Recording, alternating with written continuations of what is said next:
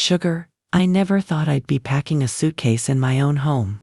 One minute I was sipping my morning coffee in the corner of my bedroom, the corner I'd held sacred for decades, and the next, my daughter waltzed in with that smug little smile that could curdle milk. "Mom," she said, like she was announcing a Black Friday deal, "we need the room. My in-laws are coming next week. You can take the guest room." I blinked at her, my chest tightening. My bedroom, my sanctuary, the one place where the world felt like mine, and she just handed it over like it was a clearance item at some department store. "You want me to leave?" My voice barely cracked the silence. "Just for a little while," she said, flapping her hands like she was swatting a fly. "It's temporary. You'll survive in the guest room, right? Temporary." That word hit me harder than any slap ever could. I forced a smile, because I've weathered worse storms than a spoiled child's whims. By dusk, I was shoving my memories into a suitcase, counting every little trinket, every piece of history that made this room mine. Each folded shirt, each tucked away photograph felt like a battle lost. My sanctuary, stripped in silence. That night, I lay on the guest room mattress, sagging in the middle like it had given up on life, and I let the tears come, not loud, not dramatic, just quiet and simmering, like embers waiting to ignite. I thought about all the years I had given sacrifices, late nights, and whispered advice, and now I was a guest in my own home. But even in that betrayal, I realized something. Respect isn't lost, it's taken. And if someone thinks they can trample over you, honey, they're about to learn a lesson. Outside, the house was quiet, but my mind, a hurricane. Plans, observations, strategies, they swirled like leaves in a storm. I didn't know the moves yet, but I knew this: I wasn't finished, not by a long shot. And then I heard it, the soft, familiar click of the front door. Laughter, my daughter and her in-laws, my home, filled with strangers now, and I realized the real challenge had just begun. Would I let them take everything, my space, my peace, my dignity, without a fight? Or was this the beginning of a reckoning they'd never forget? The guest room smelled faintly of mothballs and old linen, a smell that says, "You don't belong here." I perched on the edge of that lumpy mattress, staring at the walls that felt too close, too plain, too wrong. Every creak in the floorboard, every distant laugh from the living room, felt like a reminder. My home was no longer mine. I ran my fingers over the quilt that had been folded neatly on the bed. Whoever owned it before me had clearly never considered comfort. The springs dug into my bones, but I forced myself to breathe slow, deep. I've learned in my 80-plus years that panic only makes the fire bigger. By the third cup of bitter hotel-like coffee I had brewed in the tiny kitchenette, I started observing, quietly, strategically. My daughter and her husband, always the smiling hosts, were acting like I'd disappeared from the equation. The in-laws, bless their hearts, had that subtle air of entitlement, like they'd already claimed my home without saying a word. I jotted notes in my little journal, a habit I'd kept since my 30s. Not for anyone else, just me. Observations, small details, patterns. When they laughed, was it at me, or at some shared secret I didn't know? Who left what where? Which habits revealed arrogance, and which revealed weakness? Dinner that night was a quiet disaster.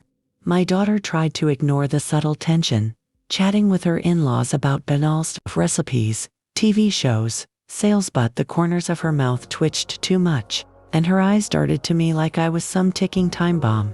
I ate my food slowly, savoring the silence between bites, each moment etching lessons into my memory. "You should have seen the guest room," my daughter said casually later, smirking. "I hope you're comfy enough." I lifted an eyebrow. "Comfy enough? Honey, I've slept in worse conditions during camping trips. It's just a mattress and four walls." She laughed, brushing it off. But I caught that flicker, just a microsecond of unease in her eyes. Victory, I reminded myself, often begins with observation. You watch, you wait, you learn. That night, lying awake again, I thought about all the women in my family who had endured disrespect silently. I had been one of them. But that was going to change. Slowly, deliberately. I wasn't going to yell. I wasn't going to plead. I was going to reclaim what was mine, brick by brick, word by word. I started thinking about small moves, subtle ones. A compliment here, a pointed question there. A reminder of my history in this home strategically dropped into conversation. Sometimes, the quietest storms make the deepest impact. And just as I drifted into a half-sleep, I heard the faint sound of a door closing softly. Not my daughter's door, not the in-laws' room. My heart skipped a beat. Someone was sneaking around, and I didn't know who or why. Was it just the house settling, or the first sign that my presence was already being noticed in ways they didn't expect? I woke up to sunlight slicing through the cheap blinds of the guest room. The room felt smaller in the morning, the walls closing in like they were waiting to see how I'd handle this invasion. I stretched, trying not to groan at the stiffness, and thought about yesterday. Observation, I reminded myself, patience, strategy. Breakfast was a quiet affair. My daughter was buzzing around, trying to look like the perfect hostess, while her in-laws lingered like they owned the place. I poured myself a cup of coffee black, strong, just how I like it, and let my eyes wander. You didn't have to make so much, Mom, my daughter said, flipping a pancake with an exaggerated flick. I can whip up something small for myself. I smiled politely, but the gears in my mind were already turning. I deliberately left my mug where she could see it, a little subtle signal. Ownership isn't always loud. Sometimes, it's in the way you exist in a space without asking for permission. I started small that day, testing boundaries. A gentle remark about the hallway light left on, a casual comment about the comfort of my old mattress, even letting the kettle whistle a bit longer than necessary. Nothing direct, nothing confrontational. Just enough to make them notice. Later, my daughter's husband leaned against the counter, arms crossed. You're awfully involved, he said, nodding toward the living room where I had rearranged a few cushions. I thought you said you'd be in the guest room. I shrugged, smiling with a quiet calm that belied the storm inside me. Well, someone has to keep things tidy around here. Don't want the house to feel strange. His eyes flicked to mine, just for a moment, like he caught a spark he hadn't expected. Good. Let them underestimate me. That's the first mistake people make when they think they can steamroll an old lady. By evening, I was taking mental notes about habits and routines. Who liked what temperature in the house? Who complained the loudest when a dish wasn't perfect?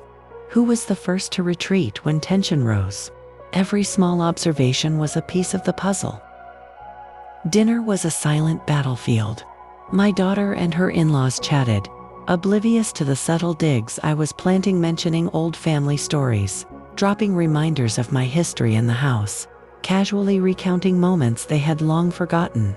Little seeds of memory, little reminders that this home wasn't a blank slate for them. That night, as I lay in the guest room, I felt something stirring, not just in me, but in the air. A tension, delicate but undeniable. They were beginning to notice my presence, even if they didn't understand it yet. My daughter glanced at me a little longer than usual during the evening conversation. Her in-laws exchanged subtle looks, their entitlement wobbling just a touch. I knew then that patience, observation, and small, deliberate actions could shift the balance. It wouldn't be overnight, but I was ready. And just as I began to drift off, a faint, almost imperceptible creak echoed from the hallway. Someone or something was moving. Was it a late-night wander? A forgotten object? Or was my presence finally causing ripples in their perfect little world? The days blurred together like old photographs left out in the sun. I moved through the house quietly, deliberately, learning every nook, every pattern, every whisper of power. My daughter still smiled at me like I was some quirky relic, her in-laws nodding politely, as if my presence was part of the scenery. But beneath those smiles, I could feel tiny cracks forming. It started with small things. The way the living room cushions were arranged, the dishes left in the sink, the thermostat set too high or too low. I'd casually comment on them, not with anger, but with that quiet, calm voice that carries weight, without raising a finger. You know, I said one morning, stirring my coffee, when the living room gets too cold, it makes the furniture creak. It wakes me up at night. My daughter blinked. Really? I hadn't noticed. Well, I said, some of us are light sleepers. That little comment set a chain in motion. Suddenly, they started noticing me in ways they hadn't before. My presence was no longer background noise. I was an influence, a subtle reminder that this house had deep roots in. They were trying to claim it too quickly. By the third day, I had begun my quiet campaign. Compliments were carefully measured praise for the pancakes, for the vacuuming, for the curtains they had painstakingly chosen. But then, a gentle critique would follow. Just a nudge, like a whisper in the ear. It's lovely, though I remember it differently back when. A small, polite correction here, a gentle memory there. Nothing confrontational. Just enough to remind them this house had history. And I was its keeper. My daughter started showing signs of impatience. Little eye rolls when I mentioned things she had forgotten. Tiny huffs when I lingered in a conversation a second too long. Her husband began pacing a little more, checking the thermostat, wondering why the house suddenly felt different. One evening, I found myself in the kitchen while her in-laws were discussing something in the living room. I lingered just long enough to offer a memory, a recipe their mother-in-law had once made that no one could ever replicate. They paused, they remembered, they chuckled politely. But in that chuckle, there was a recognition. I was not invisible. That night, in the guest room, I reflected on the day. Every small move, every subtle word, was like a chess piece sliding across a board. They thought this was my defeat. But I was just warming up. Respect isn't demanded, sugar. It's reminded, quietly, consistently, until the world bends just a little. And then, just before I drifted to sleep, I heard it again, the soft creak of footsteps outside the guest room door. Slow, deliberate. Someone was moving. Not just a family member. Someone curious, cautious, testing the waters. Or maybe trying to test me. I held my breath. The game was no longer about comfort or a bedroom. It was about power. And that's when I realized the next move wasn't mine. But I knew exactly what I'd do when it came. By the fifth morning, I felt the rhythm of the house settling into a pattern. But now I was the one subtly shifting it. The guest room was still lumpy and cold, but I had begun turning discomfort into opportunity. Every little thing I did, every word I spoke, started to echo louder than they realized. Breakfast was my first battlefield that day. I poured my coffee slowly, letting the aroma drift through the kitchen, catching my daughter's attention. She was already flustered from a minor argument with her husband about the placement of the new rug. I slid in a quiet observation.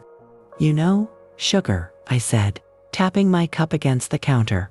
When the coffee is brewed fresh in the morning, it sets the tone for the whole day. You'll notice people feel calmer, lighter. Even little arguments fade faster. Her husband raised an eyebrow. Is that so? I nodded gently, smiling. Try it. I've done it for years. Works like a charm. It was subtle, harmless advice, but it planted a seed. Later that morning, I noticed the coffee was made carefully, and a small smile lingered on my daughter's lips. The little victories, the ones that ripple quietly, were mine to claim. By mid-afternoon, I began observing other patterns. How her in-laws spoke to each other, the small gestures of entitlement, the tiny moments where patience frayed. I didn't react. I simply noted, calculated, and planned. If you want respect, sugar, you don't shout. You exist in the space where they underestimate you, and then you strike. Softly, precisely. That evening, the subtle tensions started showing more clearly. My daughter accidentally left a stack of papers on the counter. I picked one up, glanced at it, and commented, "Oh, I remember doing something like this years ago." It's tricky to keep track of everything, isn't it? She looked at me, startled, a little embarrassed. I guess I forgot. Don't worry, I said, handing it back. It happens to the best of us. Her husband's eyes lingered on me, a flicker of curiosity mixed with caution. He was starting to see me as more than just the guest. Maybe even a little dangerous, though he'd never admit it aloud. Later, I retired to my guest room, my little notebook open on my lap. I scribbled observations, ideas, and potential moves. I thought about all the women in my family who had endured disrespect silently. I had been one of them, but no more. I would reclaim my space, my dignity, and my voice one small, deliberate step at a time. And then it happened again, the soft creak outside the door. Not rushed, not clumsy, deliberate. Someone was watching, waiting, testing. I held my breath, listening. My instincts told me this was no accident. Whoever it was, they were curious, maybe even scared. The first signs of unease were rippling through my little empire, and I smiled softly, knowing this quiet war was just beginning. Would they realize soon enough that the grandma they thought harmless was quietly running the show? By now, the house had changed, though no one dared say it out loud. My daughter, who once treated me like a background fixture, started pausing mid-sentence, as if measuring every word before it left her mouth. Her husband walked a little taller, a little stiffer, checking small details as if I had some invisible authority over the place. And they were treading lightly, too, unsure when the grandmother in the guest room might appear in the hallway, ready with her quiet observations. I took my time with breakfast, savoring the peace that came with early mornings. The coffee, brewed exactly the way I liked it, filled the kitchen with aroma, and I could see the subtle impact. My daughter glanced at me, a little flustered, adjusting the sugar bowl twice before, remembering it had already been placed correctly. That tiny hesitation made me smirk inside. Respect doesn't announce itself, it sneaks in. But today was different. Today, my presence was starting to poke at nerves. As I moved through the living room, I noticed a stack of magazines, her in-laws' favorite, neatly arranged. I picked one up, thumbed through it casually, and commented, "Oh, I used to love this column." Some of these tips are still useful, even decades later. Her mother-in-law stiffened. "Oh, really?" she said, a hint of defensiveness creeping into her voice. "Yes, really," I replied softly, smiling. Sometimes the old ways hold the wisdom the new ones forget. A subtle silence fell. My daughter's eyes darted between us, unsure whether to intervene or laugh it off. That pause, that little ripple, was exactly what I wanted. By evening, the tension was palpable. The in-laws spoke in whispers, and my daughter kept checking on me, as if worried her own mother might suddenly explode with a hidden temper. But I was calm, collected, methodical. Patience, sugar. That's where power lies.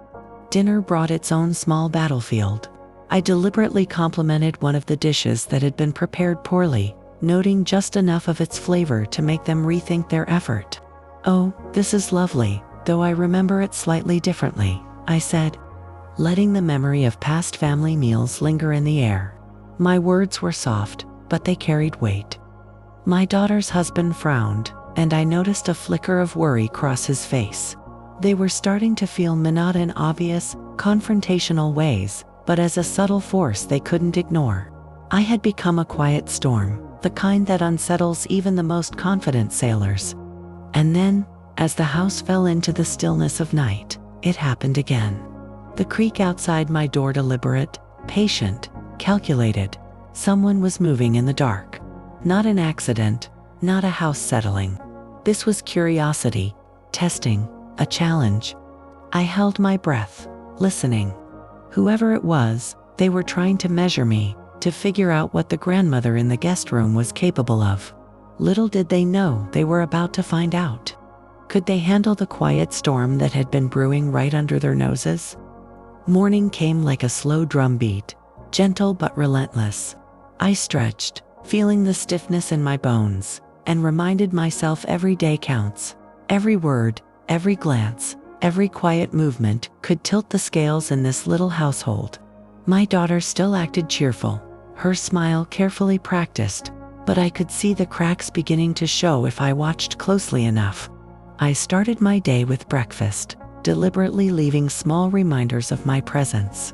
A dish I had once made for my grandchildren, now slightly rearranged on the counter.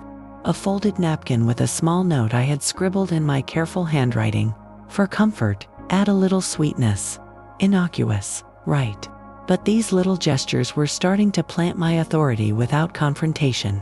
Her husband lingered, fidgeting with the silverware, clearly unsettled by my quiet control of the morning rhythm. "Mom," he said finally, clearing his throat, "you always know everything?"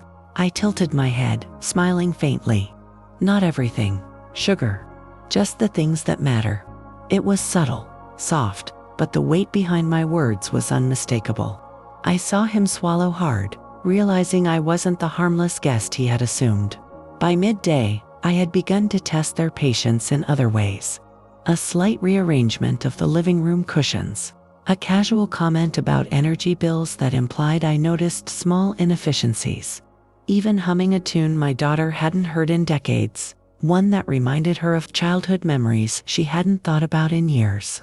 Each move, deliberate and quiet, was a gentle assertion. This house has history. I have history. Don't forget it. That evening, I ventured into slightly bolder territory. While my daughter and her in-laws were planning their nightly activities, I brought up a story, a memory about the house, about traditions, about small acts of respect that had always been honored here. I let the story linger, each detail sharp and vivid, watching their reactions. Her mother-in-law's polite smile faltered, her eyes betraying slight guilt. My daughter's lips pressed into a tight line, and even her husband shifted uncomfortably in his chair. I had planted seeds of awareness that were sprouting faster than they realized. Later, in the quiet of the guest room, I reflected on the day. Subtlety had its own power. If I pressed too hard, they'd push back. If I retreated, they'd ignore me.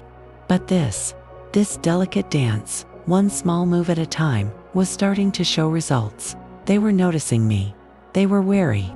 And that hesitation was exactly what I wanted. And then, just before sleep, it happened again, the faint, deliberate creak outside the door. Slow, measured. Someone moving in the dark, testing boundaries. I didn't need to see them to know their intent. I leaned back on the mattress, a small smile tugging at my lips. They thought they were observing me. Little did they know the storm had already begun. Would they ever truly realize who was in control, or would I let them discover it on their own, step by careful step? By the 8th day, the house didn't just feel different. It sounded different. Voices dropped when I entered a room. Laughter stopped half a second too late. Doors closed a little softer, like everyone was suddenly afraid of making noise in a place that wasn't fully theirs anymore. That's how you know the tide is turning. I moved slow that morning, real slow. Took my time buttering toast. Let the kettle scream just long enough to get attention. Nobody said a word, but everybody noticed. You don't need to bark when a whisper does the job. My daughter finally snapped, not loud, not dramatic, but in that tight, brittle way that tells you she's been holding it in. "Mom," she said, arms crossed, "is there something wrong?" I looked at her over my glasses. "Wrong? How? You just keep hovering, watching, making comments." I set my mug down gently, real gentle. "Honey, I've lived in this house longer than you've been alive. If my presence feels heavy, maybe it's not me you're reacting to." That landed hard. Her face flushed. She opened her mouth, then closed it again. The in-laws pretended to be fascinated by the cereal boxes. Classic move. Later that afternoon, I overheard whispers in the hallway. Not even trying to hide it. "She's doing it on purpose. No, she's just always here." This was supposed to be temporary. Temporary. That word again. Funny how it sounds different when you're the one feeling displaced. Dinner that night was tense as a wire pulled too tight. Forks clinked louder than necessary. I told a story calm, steady about the first night I slept in that bedroom, decades ago. How the walls were bare. How the house smelled like fresh paint and hope. Nobody interrupted. I watched my daughter shrink into her chair, realizing something she'd been avoiding. She hadn't just given away a room, she'd given away me. And then finally the mask slipped. Her husband muttered, We just wanted things to be easy. I nodded. Easy for who? Silence. Thick, uncomfortable, earned. That night, as I lay in the guest room, the footsteps came again. But this time, they stopped right outside my door. No creak, no retreat. Just someone standing there, listening. I smiled into the darkness. Because when people start hovering outside your door, it means you're no longer invisible. And tomorrow, I wouldn't need subtlety anymore. I woke up before dawn, the kind of early that feels heavy, like the day itself is holding its breath. The house was quiet, but not peaceful. There's a difference. Peace settles. This silence was tense, waiting to snap. I sat on the edge of that sorry excuse for a mattress and knew something in me had changed overnight. Observation had done its job. Subtlety had served its purpose. Now it was time to stop tiptoeing, not yelling, never yelling. Truth doesn't need volume. At breakfast, no one spoke. My daughter pushed food around her plate like it had personally offended her. Her husband kept checking his phone. The in-laws avoided eye contact altogether. I broke the silence. You know, I said calmly, when someone is made to feel like a guest in their own home, it doesn't start with cruelty. It starts with convenience. Every head lifted. I continued, steady as stone. It starts with small choices, easy ones. The kind you justify by saying, it's just temporary. My daughter's fork froze midair. I raised you to believe comfort never comes at the cost of respect, I said, finally looking straight at her. Somewhere along the line, that lesson got misplaced. Her eyes glistened, not tears yet, but close. Her husband cleared his throat. We didn't mean to hurt you. I tilted my head. Intent doesn't erase impact. Sugar. That did it. Her mother-in-law shifted in her seat. We assumed. Well, we thought you were okay with it.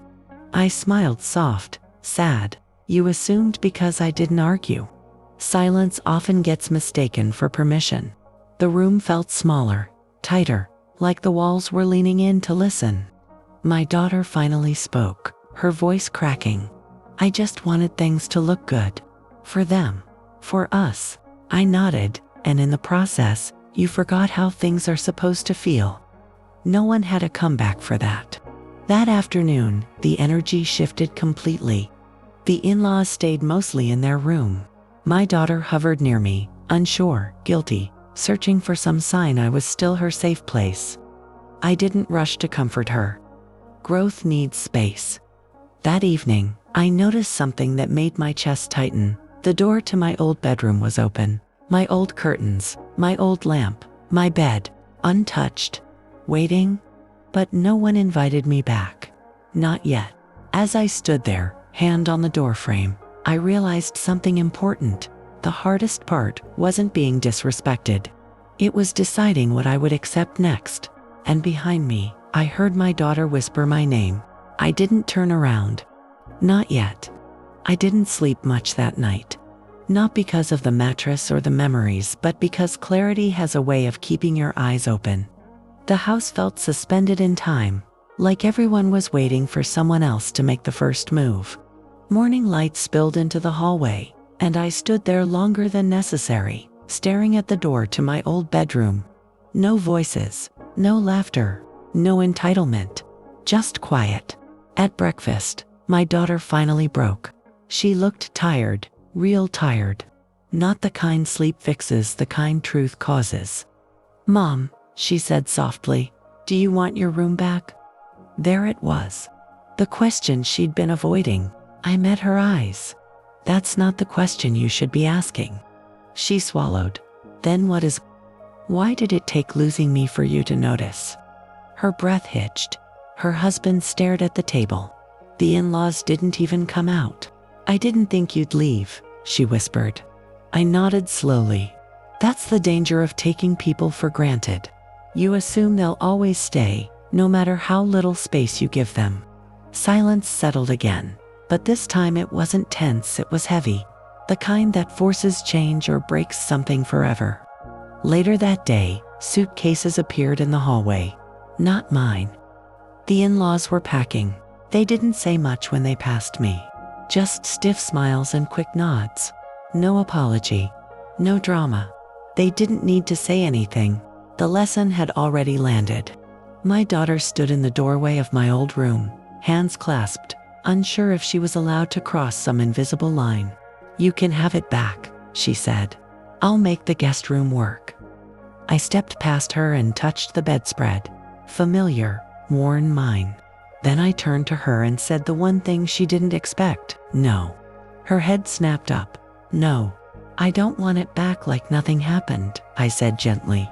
"I want respect that doesn't depend on guilt." Her eyes filled. This time, the tears fell. That night, I slept in the guest room again. On purpose, because the final lesson hadn't been delivered yet, and tomorrow, everything would change. Morning broke, crisp and clear, like a world ready to witness change. I stretched in the guest room one last time, savoring the quiet hum of a house slowly returning to order. The in-laws were gone, their suitcases pulled out of the driveway, leaving behind only faint echoes of entitlement. My daughter's husband lingered at the kitchen counter, awkward and tentative, no longer brimming with confidence. My daughter appeared in the doorway, hands wringing, eyes red. But there was something different this time, humility, and a quiet recognition of what she had done. I'm sorry, Mom," she said, voice barely above a whisper. "I never realized. I was so blind." I smiled, soft but firm. "Honey, apologies are nice, but respect, that's earned every day. You don't get to hand it over or take it away on a whim." She nodded, tears sliding down her cheeks. I could see the weight of understanding finally settle on her shoulders. Not because I yelled, not because I demanded, but because I refused to let them forget what matters: dignity, love, and honor. We walked together into my old bedroom. I ran my hand over the bedspread, memories of decades flooding in, and finally sat down. She didn't speak, just watched. Sometimes, the strongest lessons come in silence. "You've got to understand something," I continued, looking her square in the eyes. "Comfort isn't just a place to sleep. It's a space to feel safe, seen, and respected. And no one, not even family, has the right to take that away, unless you let them." She nodded again. I could see the reflection of growth, of accountability, of humility. It was all there, in the quiet acknowledgement that actions and small ones carry consequences. By midday, life had shifted subtly but irrevocably. Conversations were more thoughtful, gestures more deliberate, laughter gentler. The house felt alive again, not because it had changed, but because respect had been restored. That night, I lay in my own bed, finally at peace. The guest room had served its purpose. It reminded everyone, especially my daughter, that space is not just measured in walls, but in respect and care.